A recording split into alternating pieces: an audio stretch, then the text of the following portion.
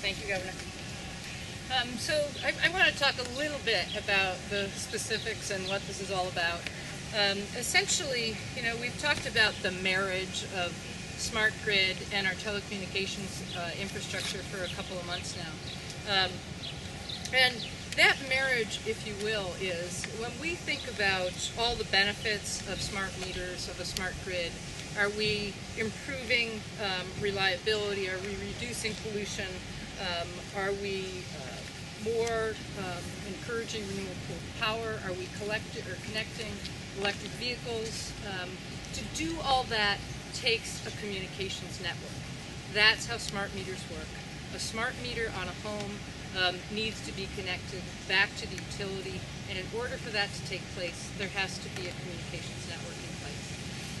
And what we are announcing today is really the signing of the operating agreement between these three companies, where we are working, if you will, with a very private sector telecommunications folks, with a very public sector electrical utility folks, thinking about creating, combining two somewhat disparate worlds in some ways.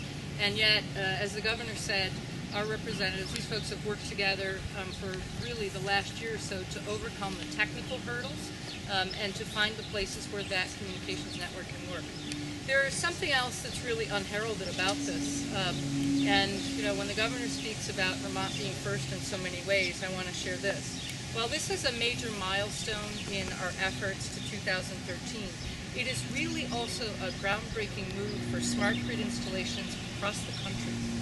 Green Mountain Power and CVPS are the first two utilities in the country who will rely on a commercial 4G LTE communications network in order for smart grid to work.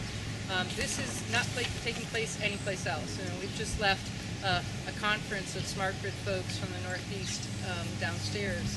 So this move to utilize commercial networks from our providers is really unheralded. It's something, quite honestly, that the FCC's National Broadband Plan calls for.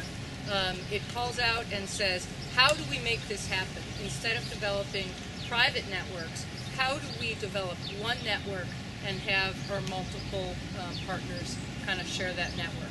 What's also really great about this network for Vermonters is VTel, wisely and wonderfully, has a great project with the Wireless Open World. It's an ERA-funded project, as we mentioned. In order to achieve our goals for smart grid, our electric utility partners came to the table. They brought some additional resources, and that allows for a greater expansion of this WOW network. It not only has benefits certainly for smart meters, but most importantly, it has benefits for all Vermonters in terms of broadband. As we extend that network, we provide both communications for smart meters as well as more broadband to more Vermonters. So what I'd like to do at this point is, I think, kind of introduce and have our players say a few words. So first up, Michelle Guite, CEO from VTel.